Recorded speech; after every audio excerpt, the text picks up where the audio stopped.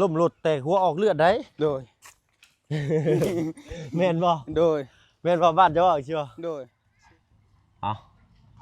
พี่น้องเนาะเปิดคลิปเปิดภาพมาอีกบาทนี่ก็อยู่บ้าน2ของลุงซ้อนคือเก่าพี่เลยเนาะทางบ่เพิ่งก็ได้ไปซ่อมแซมเนาะเบรกมือนี่น้ำมันยังเตะอยู่นี่ปั๊มยังเตะอยู่น้ำไหลอยู่เนาะมีแต่นี่แหละมาเบิ่งทางน้องซ้อนเพิ่นอีกเนาะคุดกรุกคั่วอยู่ผู้เดียวเนาะเอาพี่หน่อยเนาะยังอยู่กับน้องซ้อนคือเก่ามื้อนี้กินกาแฟไปแล้วต้องหลีกเลี่ยงได้มื้อนี้ได้ต้องเติมนี้คือแหละสบายดีเด้อไปบ่ชื่อมันติช่องป้องเลยอ้าวปั่นคนละอันเนาะเอาติดตึมก่อนเฮาบาดนี่เนาะมื้อนี้มียังแน่มื้อนี้แล้วสิเฮ็ดนี่แล้วก็ฮักษานี่แล้วก็เอาปุ้ยนี่ใส่เครื่องนี้ฮักกะซานี่ก็คือตักตัวนี้ไปใส่ตัวนี้ฮักกะซานี่ใส่ได้กับหลายอย่างเลยพี่น้องเนาะฮักกะซาใบกล้วยก็คือตัดใบกล้วยเนาะโดยว่าเสียหญ้าก็ฮักกะซาหญ้าแม่นบ่น้องชอนโดยประมาณนั้นพี่เลยเนาะจักความหมายแนวใดความหมายคือทำความสะอาดบ่หรือจังไดนี่แหละเนาะทำความสะอาดวางนอกกล้วยทิ่มดากได้เนาะนั่งใกล้ลายนะเห็นบ่โดยเบิ่งเติมค่อยๆก็ได้ใส่หาที่รอนะเดี๋ยวนี้ขุดหาจะรออยู่ต้นมะนาวเอาไปใช้เบิดเลยนี่ต้นมะนาวคนไปปลูกคนอื่นนี่ก็อันจุ่มนั่นแหละพ่นลมนี่แห้งเนาะปลาติโทเริ่มสิบ่มีแห้งเลยญี่ปุ่นเนาะตา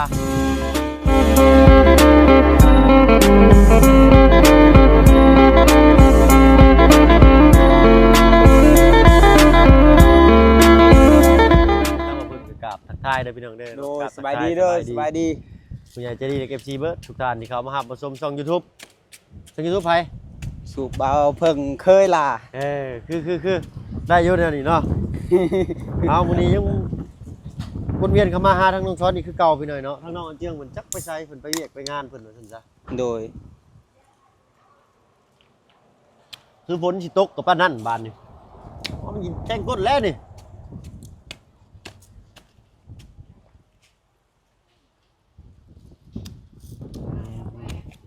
โอ้เสียหายหลายแสนเลยไปเมื่อกี้นี้โดยไปเป็นยังรถถือว่ารถเฮาดีเฮางามเพราะรถเฮาใช้หาเงินเนาะเฮาบ่แม่นว่าสิไปเลาะอยู่หั่นอยู่นี่เฮาเฮ็ดเวียกเฮ็ดงานเอาเว้าก็แม่นคมน้องเพิ่นได้พี่หน่อยเนาะอ้าวค่อยเว้าแท้เด้อคันรถเฮาไปเที่ยวตลอดบ่แป้งก็ย่ากลนลงมาแล้วก็แบ่งปลูกเป็นจุ่มได้บ่น้องสอนโดยต้นนั่นนะโดยต้นของนาวน่ะโดยจุ่มเดียวกันโพดมั้ยจุ่มแหละพอเฮาเมียนตะบอนเอามื้อนี้สิพาอ้ายน้องสอนมื้อนี้ฮะพายไปขุดนี่แล้วขุดนั่นบ่เอาขี้ฝุ่นนี่มาใส่เทิงอีกใช้ดาบมันนี่ดามมันถอดรถแล้วฮะถอดออกสิบ่นี่ฮะใช่แบบคุ้มค่าดินี่เนาะมีการกลับใจเป็นเสียมเป็นอะไร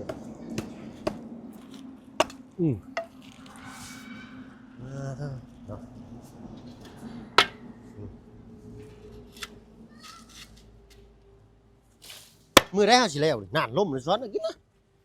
เสร็จแล้วกันโอ้ยเป็นไรมือค่อยดำโพดโอ้ยดำซะมือซื่อๆใจขาแกะให้บัตรนึงปลาติโทมาเด้อกินสปอนเซอร์นำกัน FC เอ้ยตักขึ้นเลยบ่ดิมีสิบ่มีตึ้มเลยครับค่อยๆโจเบิ่งก่อนนี่แบบนี้บ่เอาแบบเอานี่ใบไม้บ่เอาใส่ไปเรื่อยๆแล้วมันก็เป็นฝุ่นได้ดอกนี่ใช่อยู่เทิงบอนนี้มันงามแล้วดินมันงามแล้วบ่มาสั่นกันไป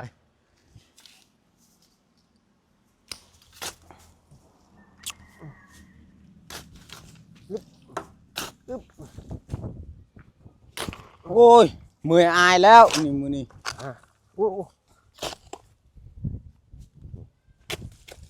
อาชิชวนก็ได้นี่กระเบื้องออก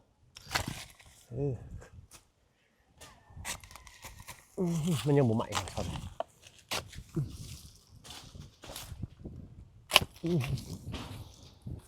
เห็นบอกงามบอกสิพุ่นนี่ งามเลยโอ้ลือแล้วเจ้านั่น อืม โอ้ยฮอดใส่เด้เนาะอันนี้ใช่เลยมีเศษแก้วในซอนเลย โดยเก็บมัดเป็นหน่อยไปเก็บ คอยแล้วมือไปจับบาดมือ โดย ล่มหลุดแต่หัวออกเลือดได้ โดย แม่นบ่ โดย แม่นบ่บ้านเจ้าว่าเชียว โดยชี้แล้ว จะว่าอยู่หาเจ้าว่าด้วย ลมรถหัวแตกแล้วออกเลือดแล้ว ล่มหลุดแต่หัวออกเลือดแม่นบ่ โดยเอ้ามันออกแท้ลมรถ เมื่อยเชยสำนี้ก็ได้ ค่อยตักมาค่อย ล่มหลุดแต่หัวออกเลือดอ่ะดิแก้วนี่ออกล่มหลุด งามได้ฟุยนี่ฟุยซูเปอร์แมน พุยพุยซูเปอร์แมนก็มาบาด อะไรแหละ พุยยังกันชัน ซูเปอร์แมน พุยซูเปอร์แมน ฟุยซูเปอร์แมนราคาเพื่อคนไทย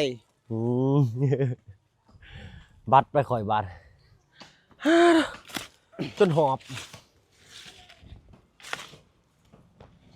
ทูนในนี้และฟุยตัวนี้และงามลายกว่า แม่นแล้วเอาพี่หน่อยเนาะใส่ต้องใช้อันใส่พุ้ยก่อนใส่พุ่นก่อนผ้าจะได้ต้องช้อนเอาผ้ากันแป๊บนึงเด้อ โดย ผ้า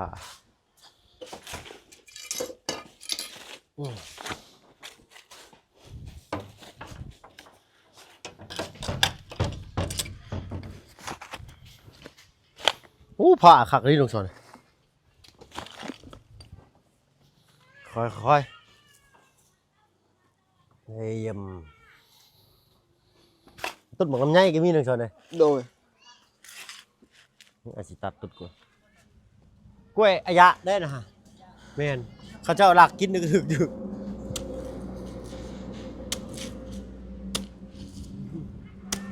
คอยบอกคือเราเอ้ยเมื่อยได้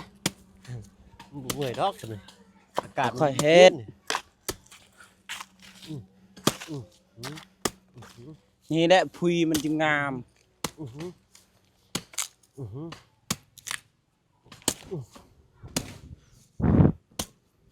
หักกล้วยนี่ก็เป็นพุ้ยได้ได้จังสุด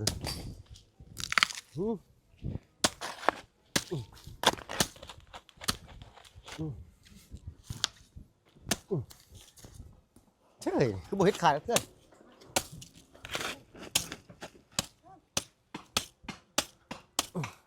เข้าทางพุ่นเขาพุ่นคายแล้ว คุณใครเนี่ย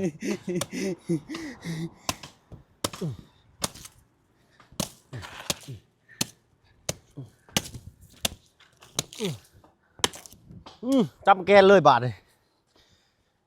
โอ้ย โอ้ยมุนหมดแล้วกล้วยคอยนะ มันสิบ่เกินเลยบ่ มันบ่เกิดบ่ต้องชอนเลยนี่ โอ้ย บ่เกิดเนาะ ก็เป็นหยังมันเกิดแล้วมันเกิดลูกมัน เออ แม่มันยังไงก็มันบ่เป็นอยู่แล้ว มันเกิดลูกนะสวัสดีอายะโดยเป็นไดชวนพักน้องชอนงามบ่งามเนาะอ๋อลือได้ไหมเนาะเพิ่นบ่มีพุ่นบ่ได้เอานี่ใส่งามบ่แม่งามบ่งามเนาะเอาลือเนาะ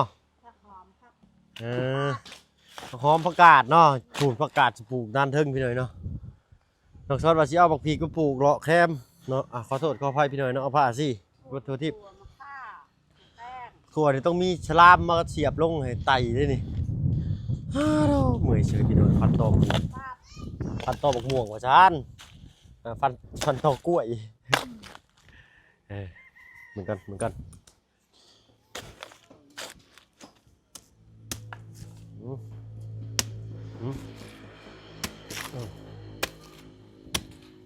คอย ได้เมื่อยบ้านน้องชอน แล้วคอยเฮ็ดเข้าไป ปลูกพักเพราะได้ขายชื่อน้ำมันรถเนาะ โอ้ย น้งชอน เถือกคายก็คายแล้วเฮ็ดอันนั้นไปแล้ว เลย ระยะก็มาเก็บไปกินเลยเด้อมันช้อนปลูกครับมันใหญ่มันงามเลยนะมันช้อนเพิ่นบ่กี่ทีดอกกี่ทีแล้วเอาย่านยังขึ้นนะเอาเนาะ มันเคยเคยเอาแล้ว เลย เคยกินของคอย โอ้เมื่อยได้น้องช้อนเลยเหือเริ่มออกแล้วบาดคนเหือออกไงขนาดเลยขนาดพันต้อกล้วยสิก็ได้จะไปทำมาหากินยังได้เนาะน้องช้อน โดย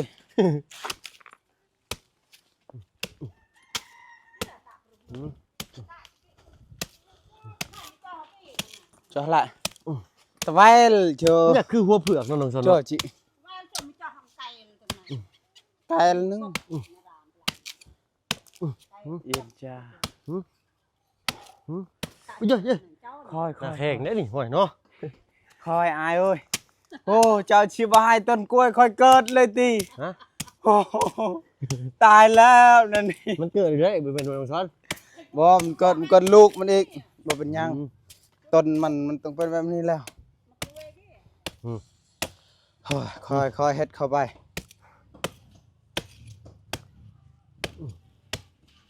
คือสิง่ายเป็นตัดต้นกล้วยไม่ได้ง่ายเด้อพอน้องช้อน10 บาทเดียว โดย ขาดปุ๊ดหลด หักชานี่ก่อนให้มันแป้นเติร์ดมัน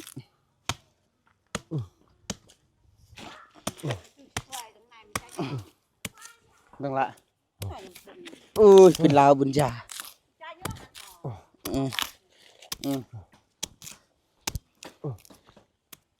จอกปัด นี่พวกเจียงนี่เนาะ แม่จ้าเอ็นจ้าเบิ่ง ชะอ้อนเพิ่นก็ปลูกได้แล้วน้องช้อนเนาะ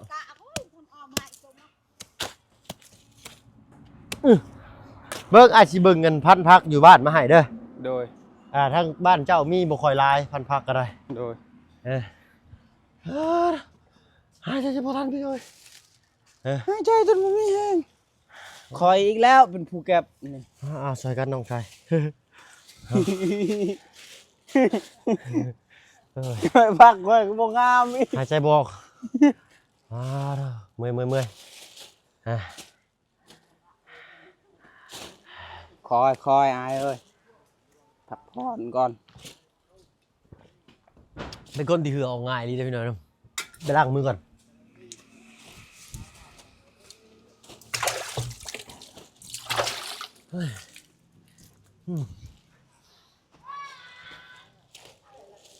บ่หิวข้าวบ่ บ่กินแล้ว ง่ายเนาะทอดไข่ทอดได้แต่ไข่ทอดใจไผบ่ได้ดอกเรา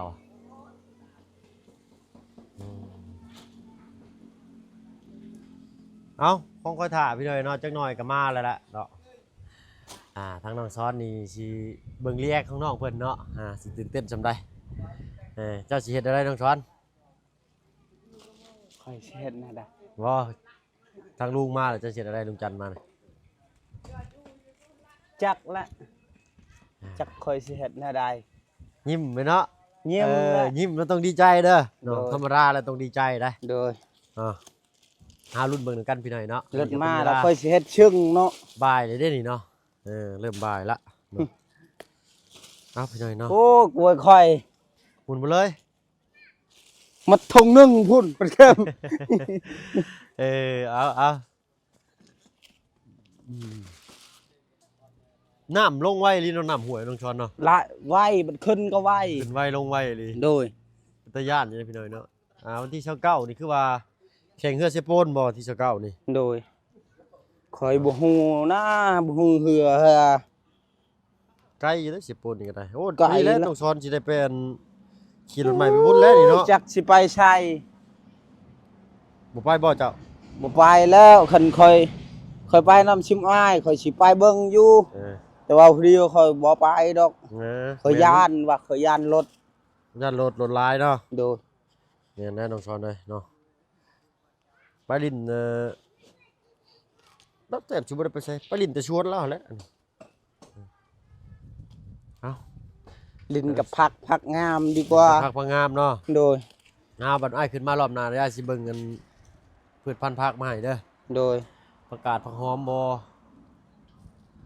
ผักพริกมีบ่ผักพริก โอ้อยากได้แหละหมกผิดปลูก มันต้องมีในมันบ่ผักพริกนี่ จักแหละ มันต้องมีในพริกบ่หรือว่าเฮาแกะจากหมากมัน มากมันนั่นแหละเป็น แกะจากหมากมันเนาะ เอาพริกห่าวเลยเนาะ โดยมัก พริ เผ็ ก ด ห่าวเดี๋ยวแกะในมันออกเนาะทำบ่เพิ่งกะลืมเลยเนาะให้ทั้งนอกมันเก็บอันนี้ซะก่อนพี่น้อยเนาะเอา